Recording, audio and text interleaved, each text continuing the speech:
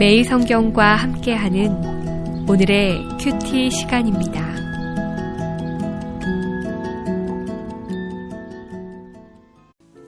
여호수아 22장 10절에서 20절입니다. 르우벤 자손과 갓 자손과 므낫세 반 지파가 가나안 땅 요단 언덕가에 이르자 거기서 요단 가에 제단을 쌓았는데 보기에 큰 제단이었더라. 이스라엘 자손이 들은즉 이르기를 르우벤 자손과 갓 자손과 므낫세 반 지파가 가나안 땅의 맨 앞쪽 요단 언덕가 이스라엘 자손에게 속한 쪽에 제단을 쌓았다 하는지라. 이스라엘 자손이 이를 듣자 곧 이스라엘 자손의 온 회중이 실로에 모여서 그들과 싸우러 가려 하니라. 이스라엘 자손이 제사장 엘르아살의 아들 비느하스를 길르앗 땅으로 보내어 르우벤 자손과 갓 자손과 므낫세 반 지파를 보게 하되 이스라엘 각 지파에서 한 지도자씩 10 지도자들을 그와 함께 하게 하니 그들은 각기 그들의 조상들의 가문의 수령으로서 이스라엘 중에서 천부장들이라. 그들이 길르앗 땅에 이르되 르우벤 자손과 갓 자손과 므낫세 반 지파에게 나아가서 그들에게 말하여 이르되 여호와의 온 회중이 말하기를 너희가 어찌하여 이스라엘 하나님께 범죄하여 오늘 여호와를 따르는 데서 돌아서서 너희를 위하여 제단을 쌓아 너희가 오늘 여호와께 거역하고자 하느냐. 부올의 죄악으로 말미암아 여호와의 회중에 재앙이 내렸으나 오늘까지 우리가 그 죄에서 정결함을 받지 못하였거늘 그 죄악이 우리에게 부족하여서 오늘 너희가 돌이켜 여호와를 따르지 아니하려고 하느냐. 너희가 오늘 여호와를 배역하면 내일은 그가 이스라엘 온 회중에게 진노하시리라. 그런데 너희의 소유지가 만일 깨끗하지 아니하거든 여호와의 성막이 있는 여호와의 소유지로 건너와 우리 중에서 소유지를 나누어 가질 것이라. 그런데 너희의 소유지가 만일 깨끗하지 아니하거든 여호와의 성막이 있는 여호와의 소유지로 건너와 우리 중에서 소유지를 나누어 가질 것이니라.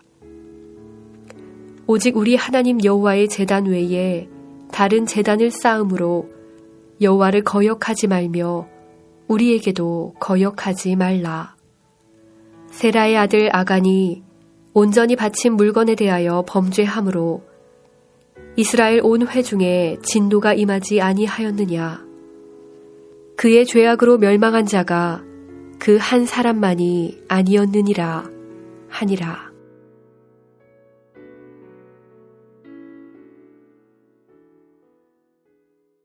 이제 여호수아의 축복과 권면의 말씀을 듣고 요단 동편 지역으로 돌아가는 세 지파는 가나안 땅의 요단강 가까운 곳에서 눈에 띌 만큼 큰 제단을 쌓습니다. 이것은 요단 서편의 사람들의 입장에서는 상당히 오해를 받을 만한 행동이었습니다. 이스라엘은 하나님이 지정하지 않는 장소에서 제단을 쌓는 것은 엄격하게 금지되어 있기 때문입니다. 이스라엘 공동체 안에 이제 위기가 옵니다. 얼마 전까지만 해도 함께 죽음을 무릅쓰고 싸워준 형제들이지만 오해를 하니 형제들 간에도 자칫하면 전쟁이 일어날 상황이었습니다. 11절 12절에 이 소식을 들은 요단 서편의 이스라엘 백성들이 이들이 여호와를 떠나 이방신들에게 제사를 드리는 것이라고 성급하게 추측하고 그들과 싸우기 위하여 실로에 모입니다. 그 모이는 이유는 이스라엘의 연대를 위해 실로 외의 해막에서는 다른 제단을 쌓을 수가 없는 것이었기 때문에 그렇습니다. 이것은 이스라엘의 정체성을 해치는 일이었기 때문입니다. 요단강을 사이에 둔 두 공동체가 위기가 발생하자 이제 조사단이 꾸려집니다. 이제 위기 상황 속에서 그들은 전쟁을 준비하기보다는 먼저 조사위원회를 구성하여 대표로 엘리아스의 아들 비니아스를 대표자로 세우고 각 지파에서 10명의 대표자를 선발합니다.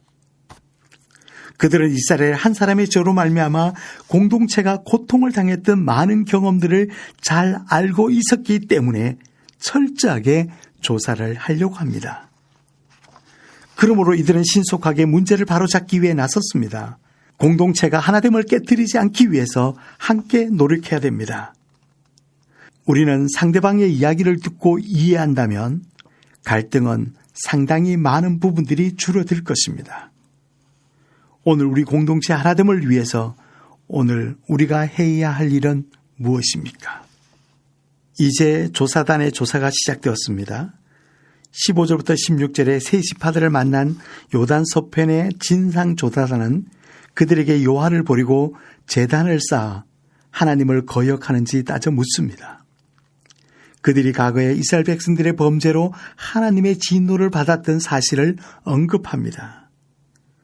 첫째는 보홀에서 지은 죄로 인하여 하나님의 회중에게 재앙이 임한 사건이고, 또 다른 하나는 악은 한 사람의 범죄로 인하여 이스라엘 온 회중에게 진노가 임한 사건들로 이 일을 당장 중단하지 않으면 동편 지파뿐만 아니라 서편 지파들에게도 나쁜 영향을 미친다는 것을 알립니다. 그리고 17절, 18절에서는 해결책을 이제 제시합니다. 아직도 부활의 제약으로 하나님으로부터 정결함을 받지 못했는데 또다시 이스라엘의 진노를 사는 일에 대한 두려움이 그들에게 있었습니다.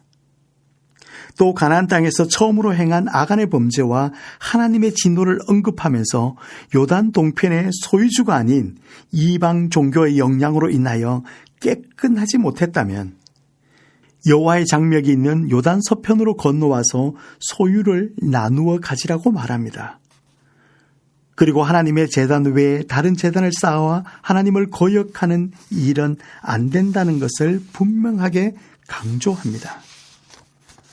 우리는 오늘 본문에서 공동체 위기를 극복하는 모습을 배워야 합니다. 성급함에 감정적으로 반응하기보다는 자초지정을 듣고 판단해도 늦지 않습니다. 특히 가정에서 아이들 관계에서도 더욱더 그러합니다. 충분한 설명을 듣고 판단해야 하는데 대부분 부모들이 그렇지 못합니다.